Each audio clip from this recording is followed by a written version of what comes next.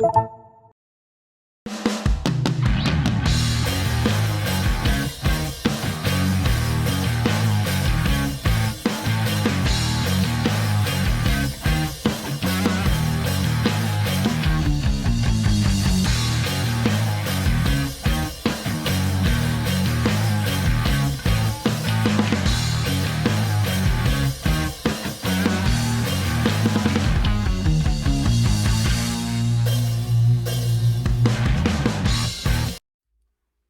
welcome this evening to another episode of Real Talk. I am your host, Pastor K, and Henry Roman. and tonight we're going to be talking about a conversation that has kind of hit us pretty hard. Anytime we look in the mirror, and that's starting soon. As you've seen in the title, you may have been confused on whether we were going to start soon or start later, but the biggest thing is Henry's gonna talk on the phone while we're recording tonight. Hello, is it you I'm looking for? Oh God, I need to mute you. So, anyways, now that we've lost everybody that was watching, Man, they love my singing. I'm like Luther Vandross. Smooth, silky voice, man. You know, you're like Eddie Levert, man. you need to just no. No, You're like what's the girl that came out with the song Carrot Top. Friday? I'm like Carrot Top Friday. singing. It's like the worst national anthem you ever heard. I'm worse than that. So, anyways, tonight we are talking about starting soon, and the reason why is because me and Henry are both fat.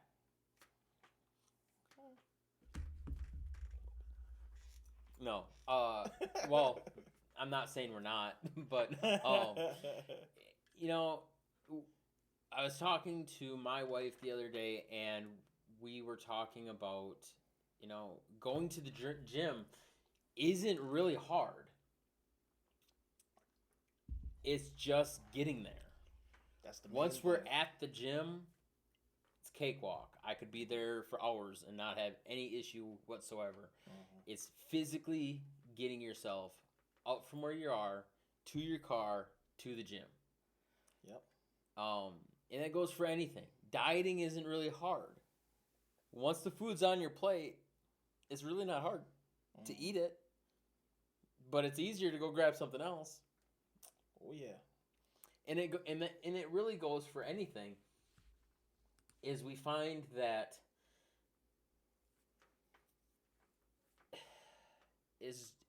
it's typically harder to start something than it is to finish it.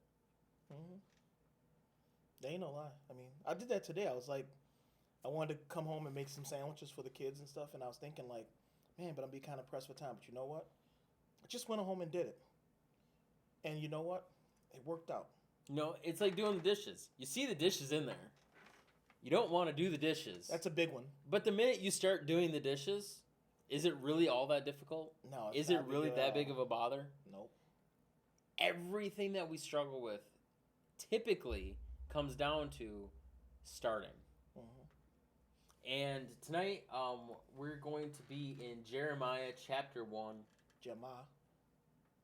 Jeremiah was a bullfrog. Okay, now you're fired. And I'm going to kind of skip through these. Feel free to go in, and I encourage you to read this. But I'm going to start in verse 4, and I'm just going to kind of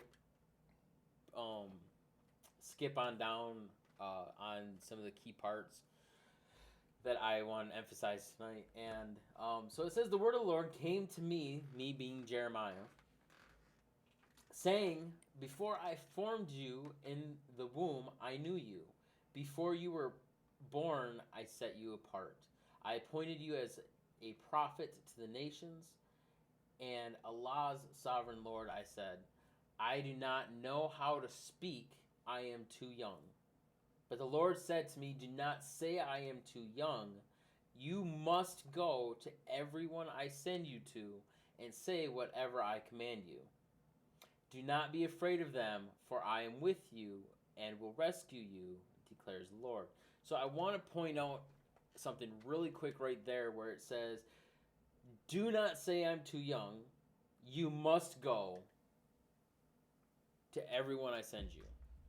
I'm going to put a period right there. Do not be afraid of them, for I am with you and will rescue you. There is a command, and then there's grace.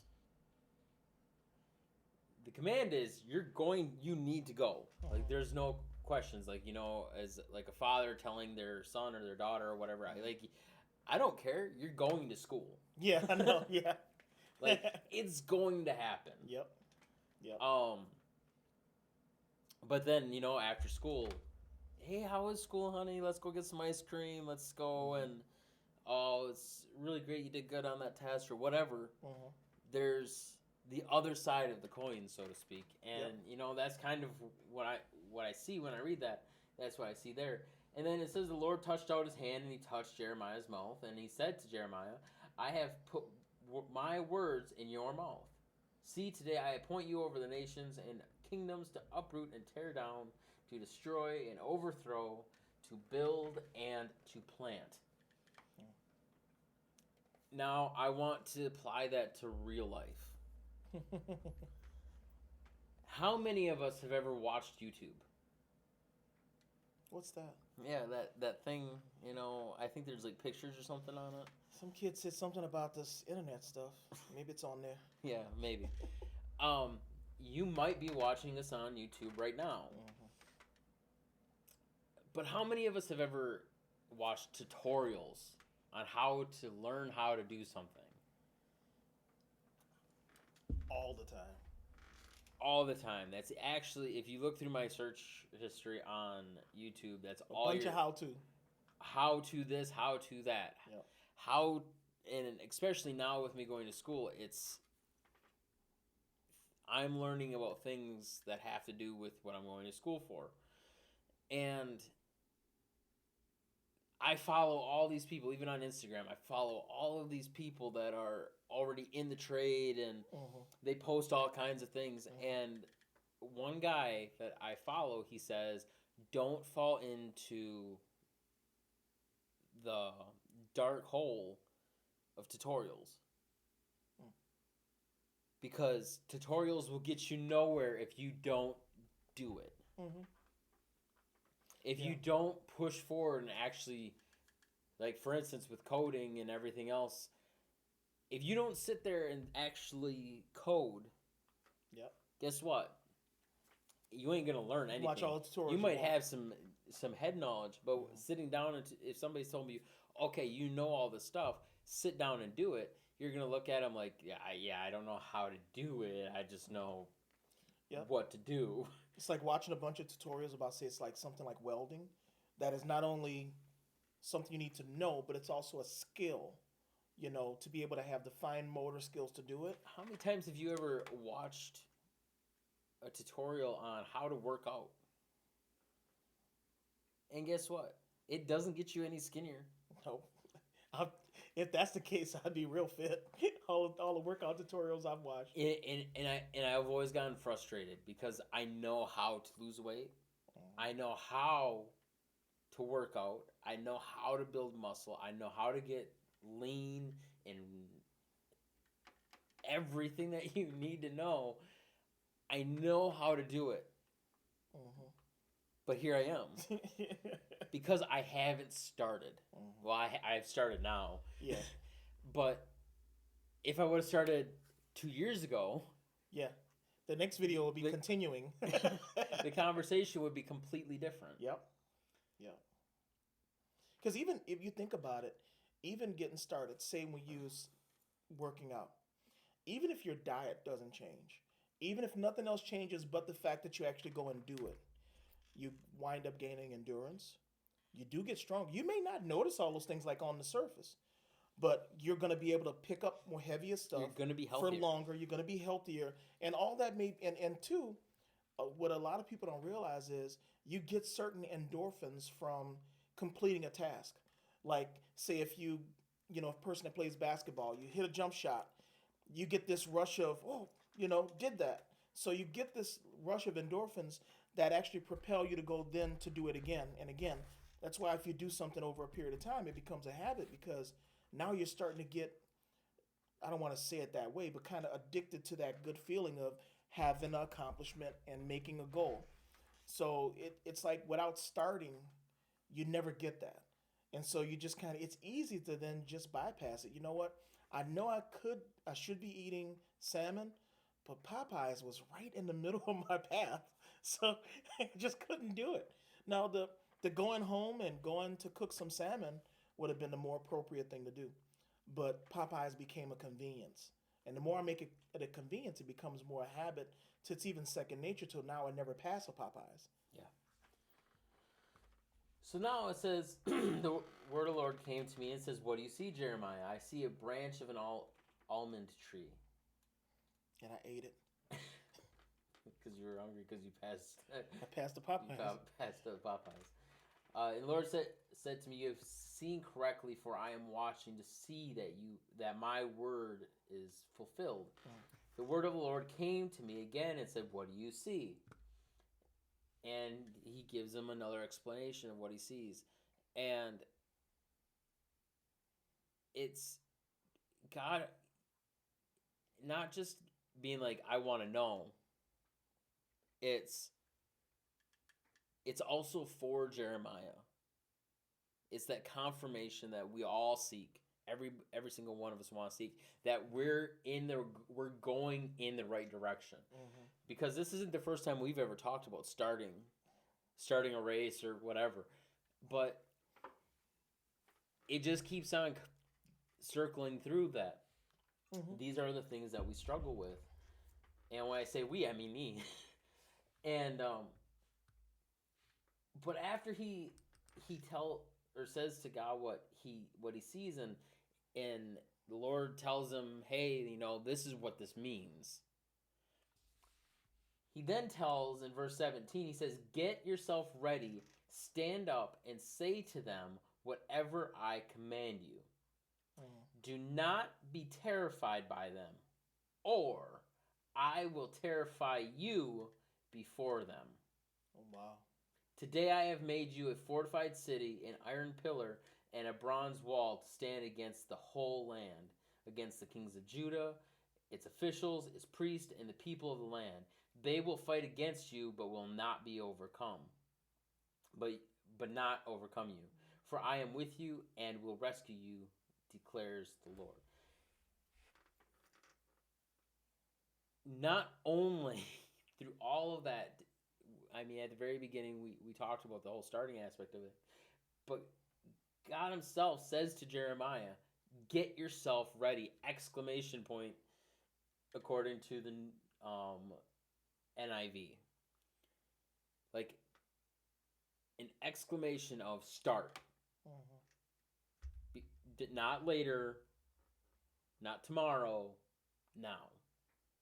Start now. Mm-hmm. And that's hard.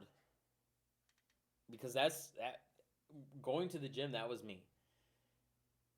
I knew I needed to go to the gym. I was not happy with myself. I was not happy with the direction I was going. I have responsibilities in my life that I am required to be physically fit.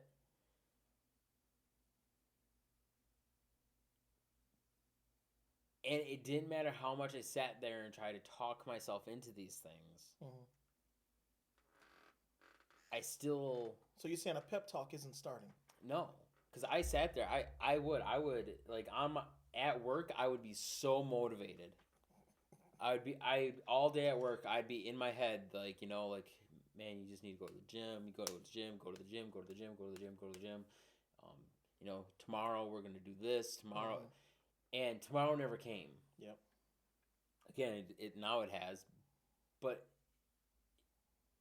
it took physically being like, against my will, showing up to the gym. Mm-hmm. Yep. Like, I wanted to keep driving. I did not want to turn. I forced myself to go to the gym. Even on a day I didn't want to go, I forced myself to go. Yeah. Why? Because I know I need to get out of that habit of allowing myself to talk myself out of things. Mhm. It's like yesterday. It was like, man, your back's tight, my back's tight, but we still went.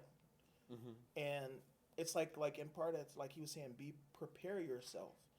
And so what I found is, in order to start, sometimes you need to do that first thing. Like if you need to go do something, what is the first thing you need to do to get it accomplished? Like for me, it was okay. You need gym clothes. So you know what I did? I put on my workout shorts. I put on a shirt that was appropriate to work out in. I did that, and I didn't even know it was backwards, my shirt, but I put it on. Nonetheless, I'm still learning. I'm in That's training. why you were shooting backwards. Yeah, I'm in training, y'all. But what I did was I put the stuff on way early. So what that was, it was a constant reminder of where I needed to go, where I needed to be later. So now that is a start, and that's what he was telling Jeremiah.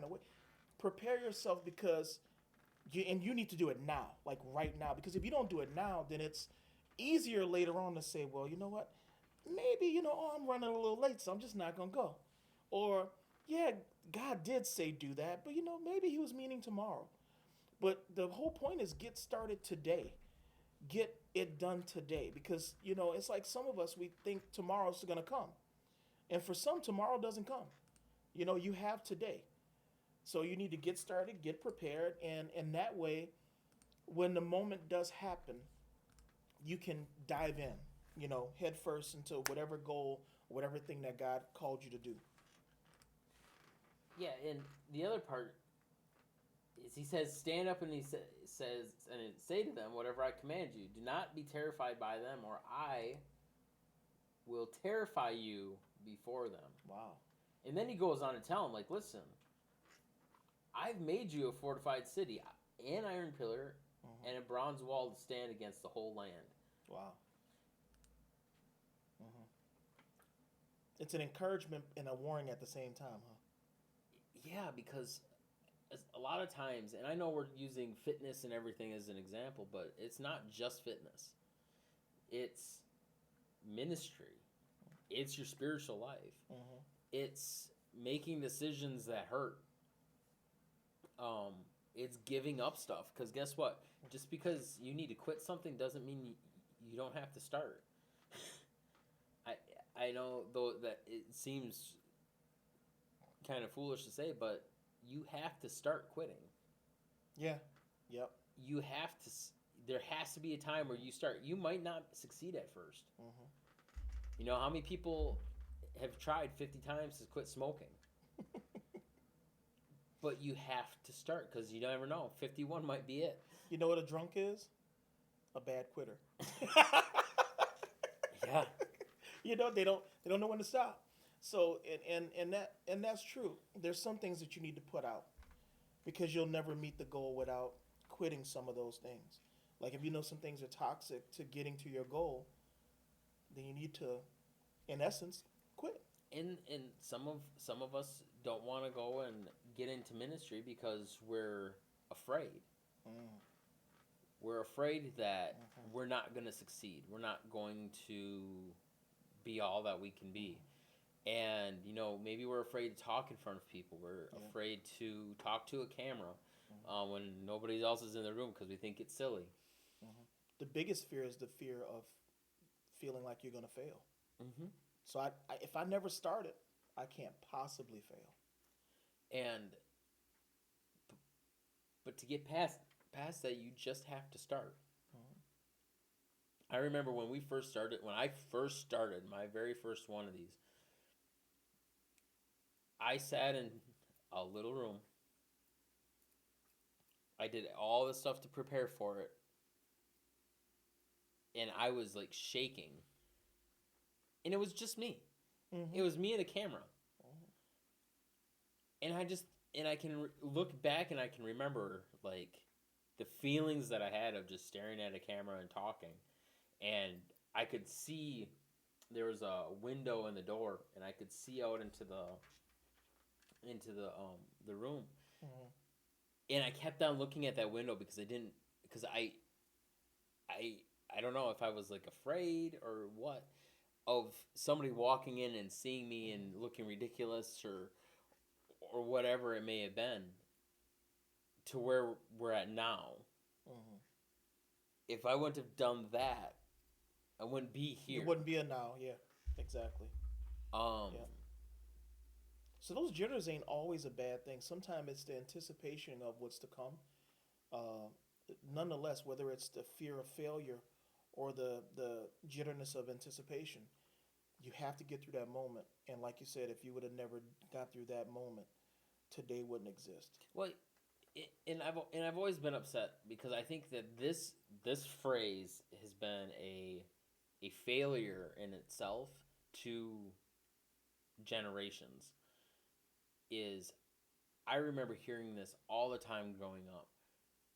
Practice makes perfect.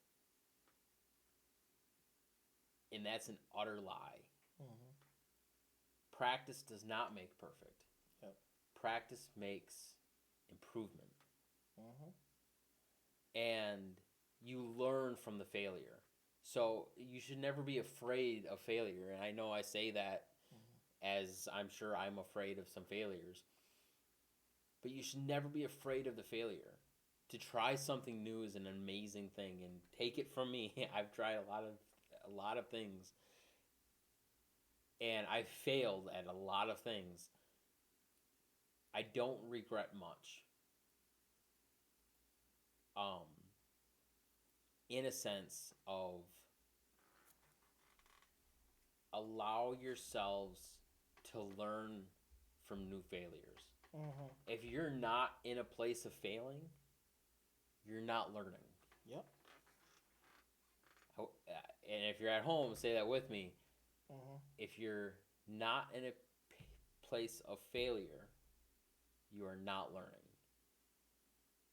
Because that is how we learn. That is society. That is the greatest way for an individual to learn is by doing and failing. Mm-hmm. And I think that is by far one of the most crucial things that we need to do as not just individuals but as Christians is to allow ourselves to fail. Mm-hmm. Step out of those comfort zones Mm-hmm. and make mistakes. Yeah, because God ultimately put us in the earth realm in our sphere to be exemplars. So we create the examples for people to follow, and so we're like it's like follow me as I follow Christ, right? So it's like now I'm creating an example even for my children. Like they can see, say like, man, I remember when Dad was fat, he was out of shape, he couldn't run a block. That was yesterday. Yeah, and that was yesterday. And then now, now the guy is in shape, he's fit, and so what they saw, leaning in, looking on me, they saw a guy that was out of shape, that put in the work, and became a guy that's in shape now. And now you can see the results. So they saw the process. And I think sometimes in ministry and everything, and just in life in general, we need to be able to see the process of those before us so that we can kind of get a model of what to do. So it's easy knowing, but until I never see it. I mean, I never saw what it was like to see a 95-mile-an-hour baseball, flash across in front of you until you see it. When you see it, you're like, whoa, that was way faster than it looked on TV. So now that I see it, now maybe I can put a plan in place to say, what do I need to get myself prepared to now hit that 95-mile-an-hour fastball that's coming? Because TV doesn't show me how to do it. Well, we live in a society of Monday morning quarterbacks. Oh yeah, absolutely. Where everybody knows. Oh well, he should have threw it there. He should have done this. He should have done this. He should have done that. He was wide open. And we look at the news and we see the same thing with police officers being hounded on the decisions that they made in the moment. Mm-hmm. And don't get me wrong. There's times where they were completely wrong, but most of it is individuals that have never, ever been in those situations making the calls. Yeah. And it's like, oh, what you coulda, shoulda did. Oh, he should have threw it 200 yards when it and happened he would have like had that. and he would have made that touchdown. Yeah. Guess what? Yep. You say that while you're having a 300-pound lineman that can bench 900 pounds chasing you, and he wants to kill you because he's gonna make $1 million for his incentive. He gets one more sack. Have that guy chasing you. You say, okay, yeah, you should have hit the guy open in the flat.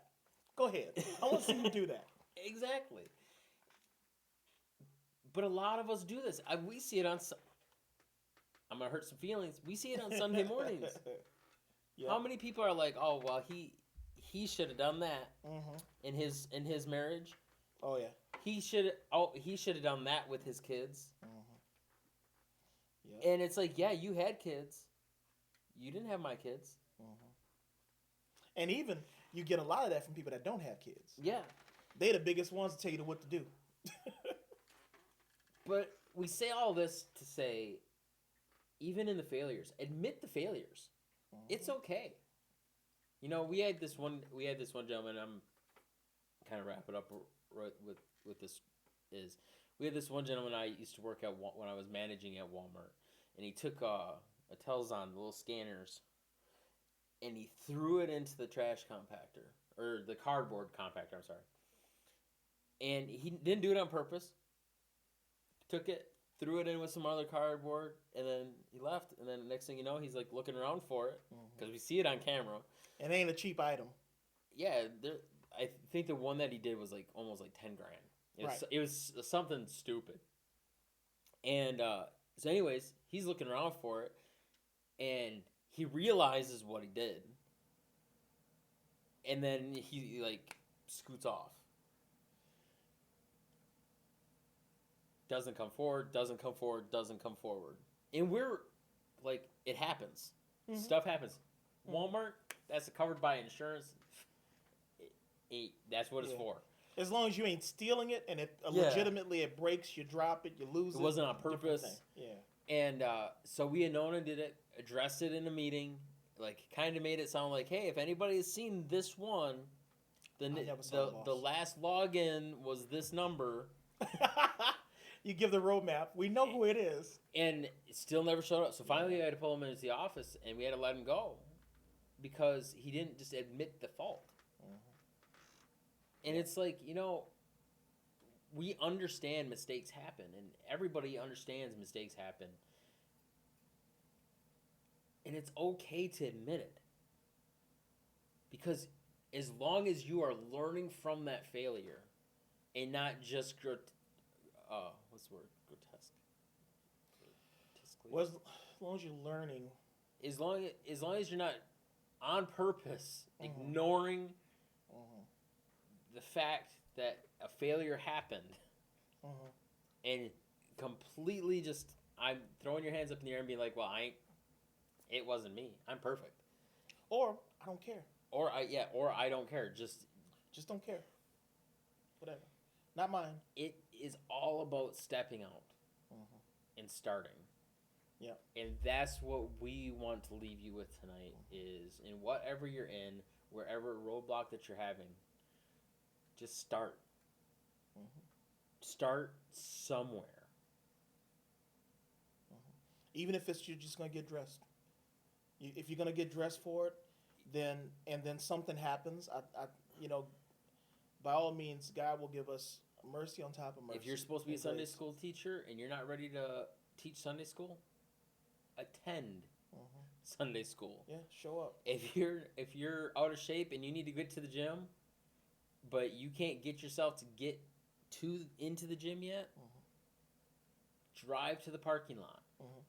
And see, and all the thing people don't realize is there's ways to mitigate our excuses. If I'm one that says, you know what, every time I'll get dressed, I'm ready to go, but then my good program comes on, and then I'm not motivated to do it. There's a way around that. What if you have a buddy that has a membership? Say, hey man, 7:30 tomorrow, come pick me up. So when you got somebody outside blowing the horn, now you have an incentive to then get up and go do what you need to do until it becomes a habit for yourself. So there's ways around it that we can do. We just don't want to do them because now we're accountable. And again, I mean, to use fitness as an example, is that's what it took for me. Is I had to tell Henry, hey, I need, not want, I need to get to the gym. But I don't have the self-discipline and motivation to do it. Yep. So 2:30 tomorrow morning or tomorrow night, right after I get off work, I pass the gym on the way home. Yep. Meet me there. Yep. And he said, yeah, the next day, meet me there. Next day, meet me there. And now it's kind of gotten, even though it's only been a few days, it's gotten way easier to show up Mm-hmm. than it was 5 days ago, where I didn't even want to pull into the parking lot. Mm-hmm. And like I said earlier, we both were like, our backs were tight because we, you know, when you just start doing something, it's not like, and see, that's the other thing, the expectation of when I walk in, I'm gonna become Arnold Schwarzenegger, you know, in a week, and that is not the case. Man, the first month you're gonna be just hurting. that first day of getting out of the gym, and you're like, Oh. yeah, I put on at least 10 pounds of muscle. Oh, honey, the ketchup's over there. Yeah. And she's looking like, geez. Don't, and that's a lot of it is, again, that is the failure. Mm-hmm. Is those misconceptions are failures. Embrace them. Accept them. Accept that you made a mistake and move on. Yep. Yep. We And have just keep such a hard time accepting failure. It's ridiculous. Mm-hmm. Just accept it. Allow it. You can't change the fact that it happened. Yeah.